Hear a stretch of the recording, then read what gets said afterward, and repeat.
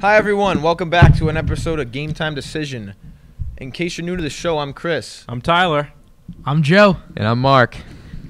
All right, leading off the show with the unfortunate exit I of the also Red forgot. Sox. Welcome back, guys.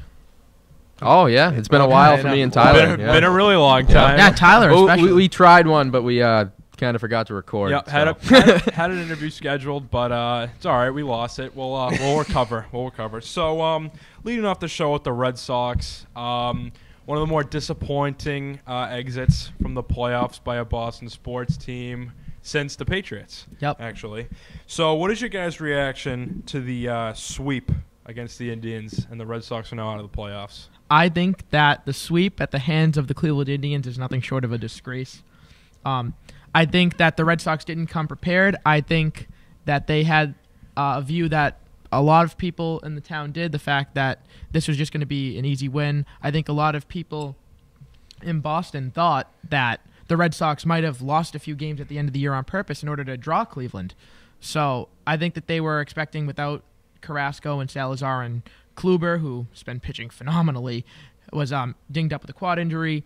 So I think that they took them lightly. I think the Red Sox didn't bring their A game all around. Every section of the game, offense, defense, pitching especially, didn't come prepared. So I think it's terrible. And I think that John Farrell didn't rally the guys. And his in-game managing, while it wasn't as glaring as it was in the regular season, pinch hitting for Benintendi when he was the only guy who was really performing all series long, instead of with Sandy Leon and Jackie Bradley Jr. Waiting in the wings. So I just think it's not as glaring as other mistakes have been in the season, but it's just little things like that Francona wouldn't have done that Farrell did. Totally. So. Yeah, a lot of the stuff you just mentioned, I agree with. I had that in my article about the whole looking past, without Carrasco and Salazar. We had Price and Porcello coming off a great stretch in September, but to be honest, I had a lot of courage in Cleveland. I'm part of a Cleveland sports fan myself, and I thought the game was going to be, the series itself was going to be extremely close. So I was very surprised, especially like the way Bauer came out, game one, the way he pitched, and Cleveland's bullpen is a lot better than Boston's, especially with the management factor put into that. So I just thought the Red Sox starting pitchers just didn't show up. The series came down to starting pitching. The problem with the Red Sox was they didn't jump on Tomlin. They didn't jump on Bauer. I mean, Kluber, right. He was hurt. As we thought, but he didn't look hurt in game two. What do you go, 7 innings? Mm-hmm. Yep. It was pathetic. The only way to describe it is just disappointment. Now, no David Ortiz. So just going into next year, it's just a lot of questions. Pedroia's getting surgery too, right? Yep. And when you consider who's to blame for the loss in this series, I really, like Mark said, starting pitching was huge. I think game one was such a critical game in the series because after game one, you go into game two, Kluber versus Price. Price in the playoffs is a wild card. A wild card? 0-9? Yeah, actually, frankly, on the other side. But, you don't have completely no confidence whatsoever in him, but you obviously don't have confidence. You obviously don't have a lot of confidence in him with that record. But game one, you have Porcello. The Cy Young candidate against the number 4 starter for exactly, the Indians. Maybe the Cy Young of the AL, and he gives up 3 home runs in 1 inning. That's unacceptable. You get 5 runs in that game. That should be enough to win in the playoffs with your ace on the mound, and you can't come away with the W. That was the killer game of the series, and that just really sent them on a downward spiral for the rest of the series. And the thing, we've hated on Farrell. A lot of Red Sox fans have hated on Farrell, but that sweep, he really had nothing to do with that. Yeah. What did he do? The bats didn't show up, and then they got you in a hole. Then they'd bring in Andrew Miller. They'd bring in Cody Allen. Then, you're just done when Andrew Miller comes in the game. The bats couldn't hit anything. Farrell managed afraid. He managed scared. Francona managed to win. Farrell managed not to lose. Yeah. I think that can you name a decision? I mentioned pinch hitting for Andrew Benintendi. I think the overusage of Drew Pomerantz was, it didn't kill them, but he gave up a 2-run homer. I know, but that was after they were already down 2-0, and the bats were quiet. It was 2-1. I don't think that he played a huge factor. I think Terry Francona, on the other hand, was great. Bringing in Andrew Miller, game one. Was it the 6th inning? He brought the fifth. fifth inning. The He brought him fifth in. I inning, mean, yeah. nobody expected that, and I mean, he's going to do that a lot for the remainder of the playoffs. Oh yeah. And Short I mean, I've rotation, heard stuff lot like of bullpen people action. on Twitter are like the ALCS is going to run through Andrew Miller, and it really is because if you get him coming in the fifth inning, Oh yeah. I mean that's just 2-3 shutout innings because people forget that Andrew Miller started his career as a starter. He Right. was part of the Miguel Cabrera trade so back in 08. he was a starter, so he can pitch for a while. And I mean, when he's one of the best relievers in the game, if you can get 3 innings out of him, And it's been unbelievable if you think about the last 4 teams, the 4 different teams in Boston, or New England, just falling apart at the end of the regular season, and it's killed It them sucks. going I into the think I brought this playoffs. up last You think about the podcast. Red Sox. What did they lose? 5 of their last 7, 6 of their last 7. They lost Didn't 5 they out of lose- 6 after an 11-game didn't they winning lose streak. 8 out of their last 9? Yep, they did. And I Patriots mean, and that lost- killed them because they didn't have home field, and that certainly would have helped with Rick Porcello on the mound because of how good he was at the home.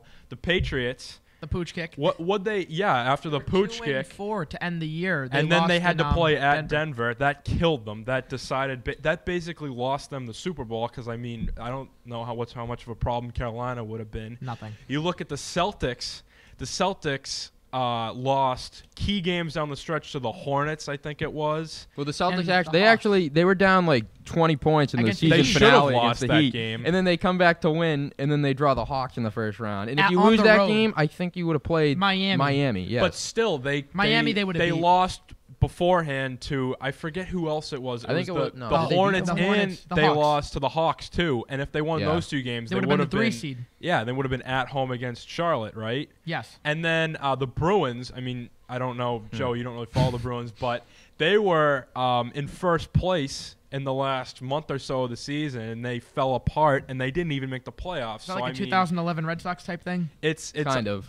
a little bit. It wasn't as bad, but it's really unbelievable how it's been with these Boston sports teams, just falling apart at the end. I think the Red Sox. A lot of people don't believe in peaking too early, but I think they kind of did with that 13 game or 11 game 11, win yeah. stream. I kind All right. I of just believe in that. want to add one more final thought. I'm scared for next year. I don't think you're going to see the same Mookie Betts. I think you'll see maybe like 290, maybe 300 average, 20 home runs, but you're not going to see 30 and 110 and 320. Pedroia, you're not going to get 150 games out of with the 320 average. You're not getting 38 with 320 average, 127 RBIs from your DH spot. Porcello's going to regress. So I'm scared for next year. I think that they might be in last place. That's a next great year. segment. Segue, Segue. not segment. Next year. What are you guys thinking about for the off season? What additions do you think they'll make? Something that they absolutely have to do. I mean, there's really no choice. To replace David Ortiz, you have to ask Edwin Encarnacion how much money he wants and then tack on 3 more zeros to that and pay him.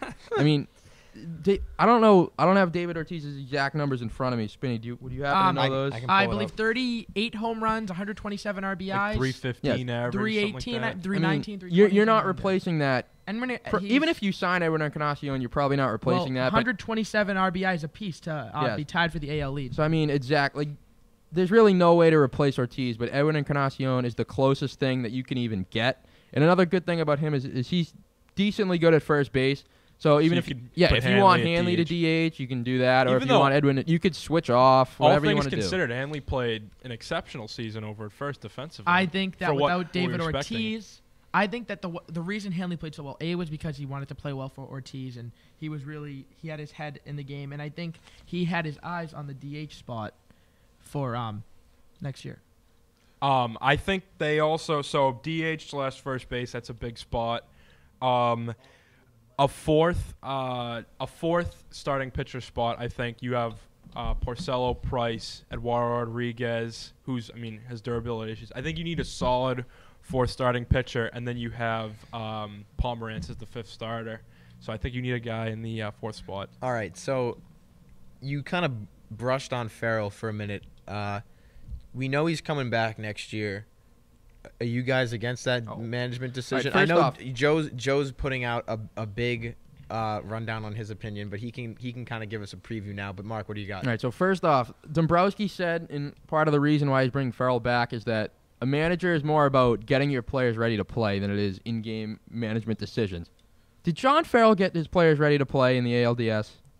Did he? Absolutely I think not. David So, I mean, like, Ortiz was what is the point of bringing him back? Like, he's a terrible in-game manager. He didn't get his guys ready to play. So, I mean, what can he do?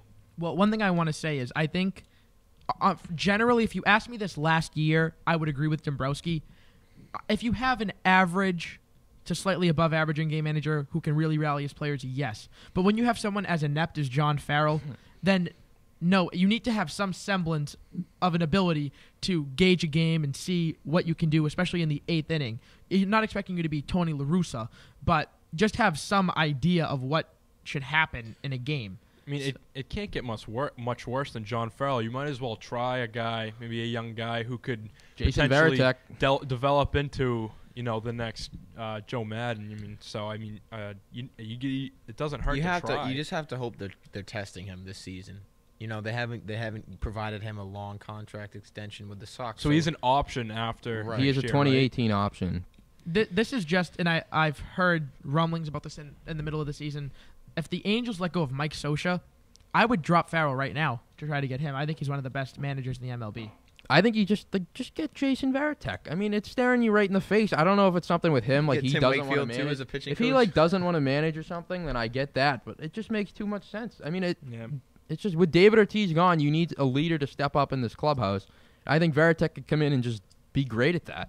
Yeah. How about two guys? I think this would have been better suited for this past year where we lost. And if these two guys had known how good the Red Sox would have been, maybe they would have done it. But for 1 year, calling in Dombrowski's old friend Jim Leland to manage the team for a year. Isn't he like 90? Isn't he like 90 years old? He's in his mid-70s, I think. He's an old man. I think calling him in for 1 year would have been really good. Or Tony La Russa, he's going to be out with the Arizona Diamondbacks after that debacle, trading Dansby Swanson for Shelby Miller and those terrible deals. Look at those guys, but Mike Scioscia or even Jason Varitek, as you guys alluded to. So that pretty much wraps up our Red Sox talk. What do you guys think about on the outlook for the rest of the MLB playoffs? Do you guys think the Indians could win it all? And if the Indians hypothetically win the World Series, do you feel better about that loss to them or No. not me either? I don't think it really matters. Yeah. But what do you guys think about? I Do you think the don't. Cubs are gonna win handedly, or do you think the Indians? I think or the we'll Blue see. Jays I could think give we're going them to a- see White Sox and White Sox. I'm sorry. Chicago Cubs Cubs. and Cleveland Indians. Yeah, I wish the White Sox. Like I said, it'd be kind of interesting to see how both teams managed to lose since it's been so long. Yeah. They played each other. That would be something. Yeah. Huh? Have the Indians ever won a World Series? 48, 48. 1948. They Wow, made that it would in the be- that would 90s be with Manny, something. Jim Thome. Yeah, they and- made it back-to-back years, and they lost one. Every game time they 7. come close, Boston comes in and just. My pick was the San Francisco Giants, and I'm surprised that the Cubs were able to finish them off. I think that was the Cubs' biggest test, and I think they're going to win it all. Yeah, The addition of yeah. Chapman and Miller, Yep. those two guys from the Yankees set up the World Series. They really did with those two deals. Mhm. All right, moving on to the New England Patriots. So they had a large win against the lowly Cleveland Browns, Kurt Schwarz's Browns, in Tom okay. Brady's return. It was worse. Didn't really show any signs of rust. Martellus Bennett looking like one of the better tight ends in the Jeez. NFL. Did he have What do you three guys touch- think did he about have that three game? touchdowns? 3 Yeah. touchdowns, yep. What do you guys think about that Wow. game? Do you guys think would you guys consider signing Martellus Bennett over one of the guys on defense No. whose contract No. is up? No, you can't. no, never. He's good, but he's gonna go where the money takes him next season. And I think it's just having Dante Hightower, Sheard, whoever it may be, Collins, whatever. It's more important than Martellus Bennett. We'll put it this way. Let's say in a perfect world, you can pick second-tier guy. Obviously, I think Collins, Hightower, Butler are the main ones. So would you rather have Logan Ryan or Martellus Bennett going into next that's along year? the lines of what I was I thinking. don't know. I think Bennett's just gonna have he's gonna have too many suitors out there, and he's just gonna go where the money takes him. Honestly, and I don't think Bill Belichick's gonna want to pay him. I'm Yeah. scared now about retaining Collins and Hightower and Butler. Never mind Sheard or Bennett or Ryan or Harmon or any of those guys. I think that we might be only keeping one, and that really scares me. I mean, I think Butler will come back. Do you guys remember Jonas Gray? He went Yeah. out and he had like that Yeah. sick 201 game. yards, 4 Yeah. touchdowns against the Colts. I mean, I don't think Bennett's gonna ever come to the point he just did. You know what I mean? Last Sunday. I mean, if he keeps playing this way, great. Maybe you consider signing him. But like at this point, it's too tough to tell. Well, the That thing, could be- Bennett has Martellus, history. yeah, he actually has a track record, unlike Jonas Gray. Yeah, Jonas Gray, what was he, undrafted from Notre Dame? Yeah, Where? I think Martellus Bennett's a legitimate. So Does anybody know how old he is? I don't see. He's on I 30. don't- Martellus He's going to be Bennett. 30. I think he's 29. He's gonna be He's 30. 29. Look I this just don't see him playing as good as he just did. He's a Well, good tight end for the though. rest That's of the the thing. He is. Oh, I think He he has if you 90 could say catches, that- 900 yards in Yeah. 2014. Do you guys Exactly. think he'll be a top 5 tight end, like This season? statistics wise and eyeball test wise? Absolutely. I think he is. I don't know about this. Like, Depends I think when he Gronk is comes talent wise, but stats wise, I don't think so because he's on the loaded Patriots offense with Rob Gronkowski. So That's true. Who do you think is better, Aaron Hernandez or Martellus Bennett? Aaron Hernandez, Definitely come Aaron on. Hernandez. I He don't was know He about was that. a wide receiver, Aaron tight Hernandez end was so hybrid. young, He was too. unbelievable. But so the defense. Speaking of the defense, all those free agents, they look pretty good. They definitely look better against the Browns. But What's the Browns? I know, but they haven't. And their scrub quarterback Kessler got hurt. Let me What get do to you my expect? point. Let me get to my point. They Wow. haven't looked stellar yet, like many thought before the season started. So, what do you guys think about the defense? Do you think it will improve, or do you think it'll be mediocre to decent this year throughout the whole year? I think it should be better, and I think that you'll see flashes because this is a very talented bunch. I can't believe I'm saying this, but I think they're kind of mentally weak. I think you go back to that game against Miami when the Garoppolo second got- half, yeah. that was really, really pathetic. Yeah. And I think that you are going to see some lapses. They just kind of left. They just kind of left everything. Like they No, just but kind of walked I think away. the problem is like they are better than everybody, and they just think they're better than everybody. So like with the Dolphins game, like they had that pretty much. Well, they thought that they had that game won, so they kind of just eased up a bit, and then you saw the Dolphins kind of get on a little run there. a little run. I mean, yeah. I mean, they didn't win. You want a confident defense, but you don't want them to just be like. I oh, think we've they're already- just too we confident. got this. The same the thing that offense happened will take last year. care of I think it's everything. just the same thing. Like they're better than everybody. They know they're better than everybody, and they're just too And confident. it's worrisome when the offense goes down, scores on their first possession, and it's 7-0, and then the Browns with Cody Kessler manning the offense just goes right down the field and scores, and the defense doesn't show any signs of trying to hold the lead and establish their dominance. So I mean, it's alarming, but I think they'll figure it out with Bill Belichick coaching up that defense. When there's So- a bill, there's a way. So, what do you guys think about the matchup tomorrow, as we record this on Saturday, against the Cincinnati Bengals? Do you think they're a walkover? Do you think they'll give them a game? What do you guys think? I was scared to pick this game. In my pool, the Patriots are favored by 9, which I don't know if I would bet that. I think that the Patriots, the score will be closer than the actual game is because I think there might be a backdoor cover. I think you could see a similar situation where the defense kind of has a lapse like they did against Miami. Maybe not to that extent, but I think we could be up, 14 or 17 points going into the fourth quarter. The defense lapse, we might win by like 7, but the game will feel like it's over in the third quarter. This is Tom Brady's return to Gillette. That could be a big factor. Yeah, definitely. Yeah, I think they win handedly. Pats by 20. Yeah, I think they win Whoa. handedly. Yep. I think the Bengals. The Bengals are they don't the have Bengals are the Eifert. Like, Bengals I mean, again.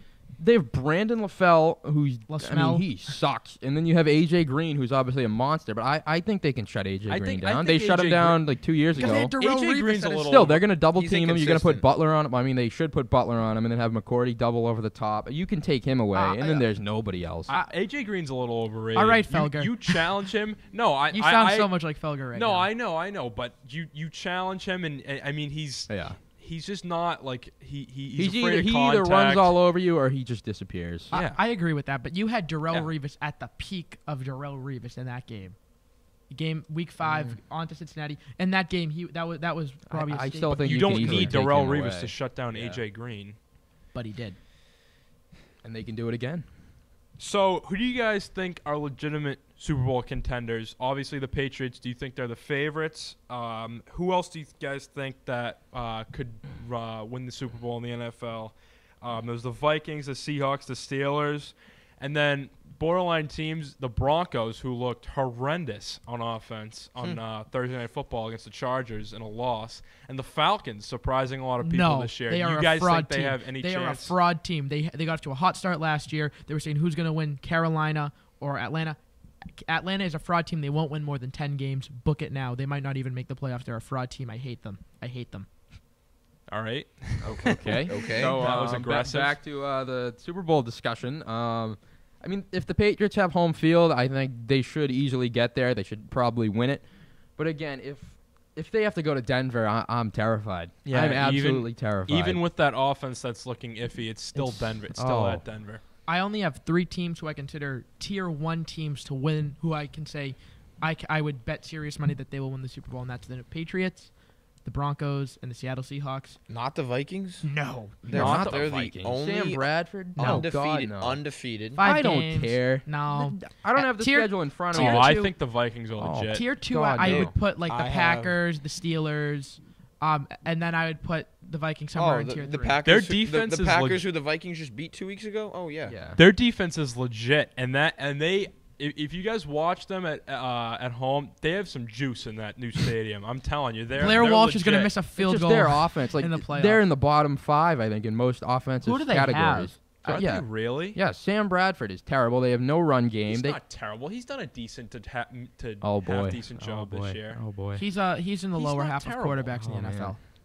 They You are can't just- say he's terrible. I mean, they I haven't can even lost a absolutely game say- yet. Because the defense just wins Was the Peyton game. Manning stellar Exactly. last year? Sam Bradford hasn't been terrible. Again, they're the He's just same. doing They're his the job. same He's a thing as the game manager. Broncos. Well, pretty Peyton much. Manning 9 touchdowns, 17 interceptions. They won the Super Bowl. Yeah, but he did a less than game manager role. He was bad.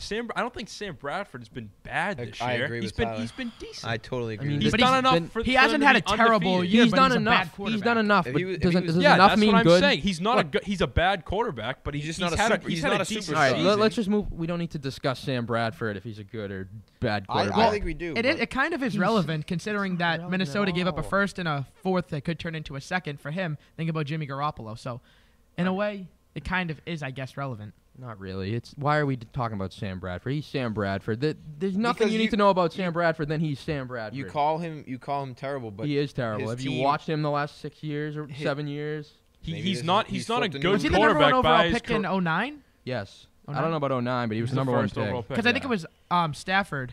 He's had I some have Might have been decent 10, might have seasons. been 10. He's having an all right Stafford season. was He's 09. just managing the game. He's doing his job. So the Does that So make he's him Alex good though? Smith. Does that make him He's good? Alex You said Smith. he But did enough. I'm Like, not saying he's good. I'm saying he's a game manager. He's doing what he's supposed to. You're not saying good. he's terrible. He's not good. You don't have to be good to be a game manager. Get into the playoffs and we'll see. Let's see him when he gets it real cold in Minnesota. Yeah, When it exactly. gets, has he ever played anywhere where it gets Minnesota's so cold? We'll see. we'll see how he is when it's like -2 degrees in Minnesota. That's when we'll see the real Sam Bradford. All right, let's move on from the NFL until the end of the show, where we go to our new segment. So, Nice plug. let's just touch quickly on the Celtics and the NBA. I have one point regarding the Celtics. Jaylen Brown, he's been getting a lot of buzz from the preseason. A lot of hoop heads, green teamers, saying he's the real deal already in the preseason. I mean, he only had 10 points against the Nets last preseason game, but he's a high flyer, highlight reel type dunker. Could definitely give him some energy off the bench. What do you guys think about Jaylen Brown? How many minutes do you guys think he'll play per game this year, and do you think he'll have a factor? I think he'll be playing 15 minutes per game. Don't Something think like he'll have that, that yeah. much of a factor. I hope this is what I hope. Brad will put him in the right situation to succeed. Some stupid team will think he's good, and then we can trade him for someone good. Like maybe the Bulls doesn't work out. Rondo will be gone after next Include year. him for a trade for Jimmy Butler, Yeah. something like that. They'll say, all right, this guy's young, and then trade another pick for him or add in Jay Crowder, Avery Bradley, one of those type guys, and try to just move on because I don't think he's going to be that good. Personally, I like Jaylen Brown, but I think he's just too raw right now, and he's on a team that's, I mean, they're trying to win, but they're probably not going to go too far with Cleveland in the what's it called again? the Warriors. The Eastern Conference. Yes, thank you. So I mean, I mean, Jaylen Brown, I like him, and I think give him maybe 3-4 years, he'll be a good player. But the team wants to win right now, so I don't think he's really ready to help contribute. So, I mean, maybe like 15, 16 minutes a game, like Joe said. And he's definitely not filling the Evan Turner role Yeah, by absolutely not. any stretch. I of the think that imagination. the Celtics are very deep too, and I think that kind of hurts him. I think Marcus Smart's going to take over the Evan Turner role. That's who I think. Really, Yeah, he's 6'4". Terry Rozier. Don't sleep on Terry I like Rozier. Terry Rozier too. I think Jordan Mickey will be a solid option, solid big off the bench too. At 6'8", I mean, power forward. He can jump, yeah, baby. He blocks He shots. can fly. Yeah. he's a little too thin right now. He's not strong enough to really go up against these NBA caliber Yeah, at players. 6'8". He's 6'8" and skinny as a rail, so yeah. All right, so we have some NBA Celtics versus the rest of the NBA player would you rather's. So we'll start off with the first one we have here. I'd just like to let you know I'm going to refrain from answering these questions because I don't know any of the players. That's fine. Yeah, that's fine. That's fine. We all know you're not an NBA analyst by any stretch. You know Adam Kaufman. So Adam Lou.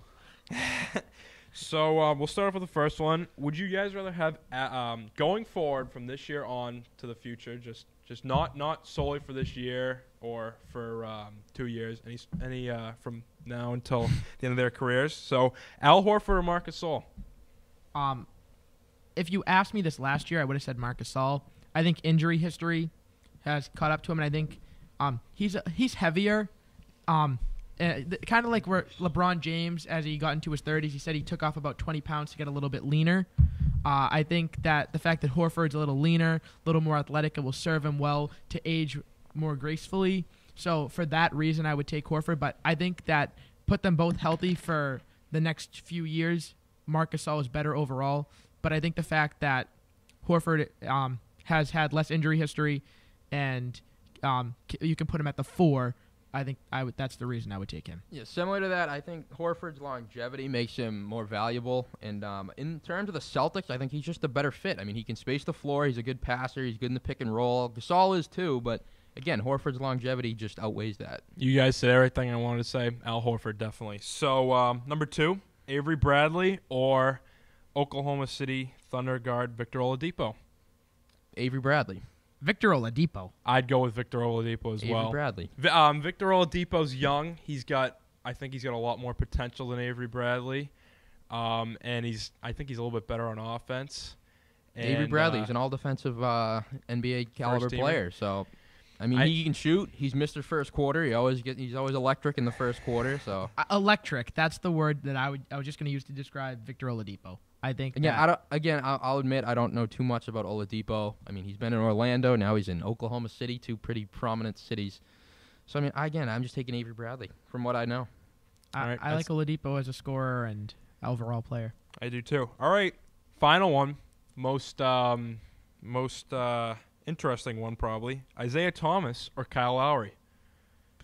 I will take Isaiah. I will also take Isaiah Thomas. I think Kyle Lowry is a little overrated. I do too. The only thing that gives me pause is defense. It's because Lowry's 6'1", 6'2", which is not tall for a point guard, but at least you can match up better than 5'9". Yeah, Isaiah Thomas. He's a liability on defense. He is. But I think Isaiah's ability to get to the rim at will and score. He's definitely a leader too. Yes. Unlike I don't think Kyle Lowry's a leader. No. Isaiah is 2 or 3 years younger than Lowry. Is he really? Yeah, Lowry was a late bloomer. He was down in Houston and never really. I didn't know that. Yeah, so I think Lowry's going to be 30 or 31, and Isaiah's 27, 28. Yeah, I definitely go Isaiah. So Thomas. I'll take Isaiah. Mark? Oh, Isaiah. Yep. All right. Hit it right on the nail. So if you guys like this segment, be sure to be on the lookout for the Double Dribble podcast. It'll be all basketball, a lot of stuff like this. It'll be Adam and Will. They were on with Joe and I last week. So we're going to be moving on now in terms of what we're doing. I think we have a few NFL segments. Tyler, what do you think we're doing? Yeah, so new segment for the NFL. We'll try to do this throughout the season. I know we're starting kind of in the middle of the season, but we're going to implement this week. So each of us have our pick for the upset of the week, the statement win of the week, and the time to tank loss of the week. So we'll start with the upset of the week. I'll start first. I think Dallas is going to beat Green Bay at Green Bay, and that's gonna make Jerry Jones make a very tough decision when Tony Romo comes back after the bye week as to who he's going to go with at quarterback, either Dak Prescott or Tony Romo. So that's my upset pick of the week. I think the Packers are soft. I think they're not that good this year, and Aaron Rodgers, as Ben Pierce illustrated on the website, check that article out, is a little overrated. So, guys, what are your upset picks of the week? My upset isn't necessarily a team that isn't favored to winning. I have a team that is, by pretty much all accounts, favored to winning, but the amount I think they will win by is going to shock a lot of people, and I think that is the Seattle Seahawks against the Atlanta Falcons. I think the Falcons, as I said earlier, are a fraud team. They're fool's gold. and I think that they're going to go up to Seattle and they're going to pretty much get their pants pulled down by the Seattle Seahawks. I think that Julio Jones is going to get shut down. I think Matt Ryan's going to throw a few picks. BC guy, love him, but I think the Seahawks are going to win by at least 3 touchdowns. So, Joe, because you hate the Falcons so much, you think they're such a fraud team, do you think that because they beat the Broncos at Denver, that the Denver's kind of a fraud team? No, just because you lose to a bad team doesn't mean that you're a bad team. But it was I at don't home. know how credible that statement is. It was at home to a team that, if you're saying they're such a fraud team, they should win handedly. The Patriots lost to the Eagles last year. And the Bills this year. Exactly. That was with Jacoby Brissett, so I'll cut them slack. So also, you just think it was kind of a slip-up game? The Panthers' only loss last year came to They the got Falcons. shut out by the Bills, though. You can't blame Jacoby for that. Yeah, that's true. And the Falcons, they were Carolina's only loss last year, and that's true. So I think it's kind of a there's an slip-up. Yeah, I think Atlanta started off hot last year, and they were tied. They seem to start off. So hot I every think year. that this is where we're going to find out how much of a fraud team Atlanta is. People are going to refer back to this podcast when it has 2 million views. And we already do, buddy. Of course. And they're going to say, all right, yep, they're a fraud team, and it's going to be the same thing next year and the next year and the next year. Anyone else for their upset pick of the week? I don't know why. Did my research, couldn't find an upset. I just see the Steelers having a rough go against the Dolphins. You know, that's not a bad pick. The Steelers seem to throw in a clunker every once in a while over the last couple of years. Their defense is just I'm going to use your word again. They're just soft. They're a soft defense, so they can get beat here. I'm going to be interested to see how that game turns out. I've learned to not pick against the Seahawks because in my pool I've gone 3-1. It's a pick 4 pool, and I've picked against the Steelers twice with the Chiefs and the Redskins, and I picked against them. I'm not going to do it again, so I will refrain from picking against the Steelers unless they're playing against the Patriots. All right. Which is next week. Yep. So, statement win of the week. I have Seattle over Atlanta. Atlanta's hot. A lot of people talking about them as a top 5 team in the league. I think Atlanta goes to Seattle, who's been pretty good this year, and they win by a significant margin, like Joe said, and it really sends a statement to everyone that the Seahawks are for real. So, anyone else for statement win of the week? I have Indianapolis winning at Houston. That division's pretty bad, and Houston's in first place, but I think this is going to be Indy's time. Going to go on the road. They're going to beat Houston and show that they're the class of the very poor AFC South. Mark? Statement win of the week. I'm going to make a last-minute change. The Atlanta Falcons are going to beat the Seattle Seahawks. What was your original That one? would be a statement. My original pick was the Raiders over the Chiefs, but, I'm just riding high with the Falcons. So they're coming off – they're basically running the gauntlet right now. They had to play Carolina, they had to play Denver, and then they have to play Seattle. 3 of what most people would say the top 3 defenses in the NFL. So they beat the first 2. They're on the last stage of the gauntlet right now, and I think they're going to win again, and people have to start taking the Falcons seriously. I like it. We'll see. Chris? Nothing? I don't know. Okay, so now for our third. I've got one for this. Third sub segment. Time to tank. Loss of the week. I have the Saints losing to Carolina, and it's going to send them in a downward spiral. I think maybe Sean Payton's on the hot seat after this game, and it's not looking good for Drew Brees' remaining tenure in New Orleans. What do you guys have for time to tank loss of the week? So my time to tank loss of the week, the Jacksonville Jaguars to the Chicago Bears. So Jaguars, young team coming into the year, a lot of hype. And, well, they haven't lived up to the hype. So the offense looked a little rough. Defense, they were very overhyped, and they're still very young. Looked a little rough as well. Need to continue to grow, make another high pick in the draft, get some experience. Rebuild. My pick for time to tank is the Detroit Lions losing to the Rams. They've been having a rough go. Stafford here and there, you know how he is. No Calvin Johnson. No Megatron. I just can see things just kind of falling off the cliff after a loss to the Rams this week. My time to tank loss of the week is going to be the San Francisco 49ers. For some ungodly reason, they're putting in Colin Kaepernick. I'm not going to get into a political rant, but I don't think he's a good quarterback objectively. I think that the Bills have a lot of momentum. They're at home, and San Francisco is a bad team. And I think that Chip Kelly might be gone after his first year in San Francisco, and I think that could be it for him as an NFL coach. So, time to tank. Bye-bye. So I have a quick thing to bring up to you guys. We didn't even script about this, but the ratings. What script? We don't script about anything. I ad-lib. This is all on the fly. I don't know if you guys have heard about this, but the ratings for the NFL have been down pretty significantly this year. I think it's like 19% lower, something like that, for eyes in the league this year. They call it a plunge. And a lot of teams over the years, the teams who you consider good quality teams have gone down. They were talking about this on Felgen. I have an explanation. There's a lot more this. bad teams playing one another. What do you guys attribute the Tom Brady, the worst product? Tom Brady's suspension is what led to this plunge in ratings. I highly disagree. Because I mean, maybe in New England. Yeah, maybe in one game. No, yeah. I know. It's just I wasn't basically, serious. as you said, the overall just shape of the NFL has gotten much worse over the years, and I mean, there's just too much of it. Like, I don't want to watch a Thursday night game between the. I mean, it's most of the time just bad team versus bad team. So I mean, to be honest, if I don't have a fantasy player in the game, I just don't watch the game. And then you got Sunday night all day. You got all day Sunday, Monday night. It's just too much, and there's just too many bad teams. I, unlike Mark and Tyler, I'm not sure about Chris, but I play fantasy football. I'm not huge into it, so I won't watch a game for fantasy purposes. As I've said many times in the show and in my personal life, I'm a huge Kirk Cousins fan. So the only games that I'll really go out of my way to watch would be a Washington Redskins game or a Patriots game.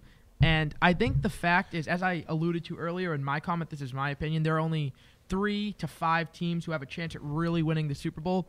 So other than that, you're just going to see matchups between either mediocre or very bad teams, and that makes for bad TV. And no one's going to want to watch a 9-3 game because it's not good defense; it's just poor offense. You know, I agree with that a lot too, and I don't think people are going to watch much more than their hometown team. And to be honest, I haven't seen any team that's just like, wow, that is something. That's a must-watch team. Exactly. There's not a lot of teams like that. That's true. The only teams that I would like, a game that I would watch would be like if Denver played like Pittsburgh, because that has implications for the playoffs for the Patriots, or even in the NFC like but Seattle. You know, a lot of it's pretty early in the season too, so it's like these playoff potentials. I don't know. Not like casual fans aren't really paying attention to that as much as just their own team. Yeah, but in New England, I think that most people say in the AFC it's Patriots, Steelers, Broncos, and then everyone else. So I think when any of those 3 teams play each other in any combination, majority of football fans are going to watch. But other than that, you're watching your hometown team. All right, so that pretty much wraps things up for today. Thanks for tuning in. If you liked or disliked anything that we talked about, let us know. Give us a tweet, email, whatever. Tune in next time. Thank you.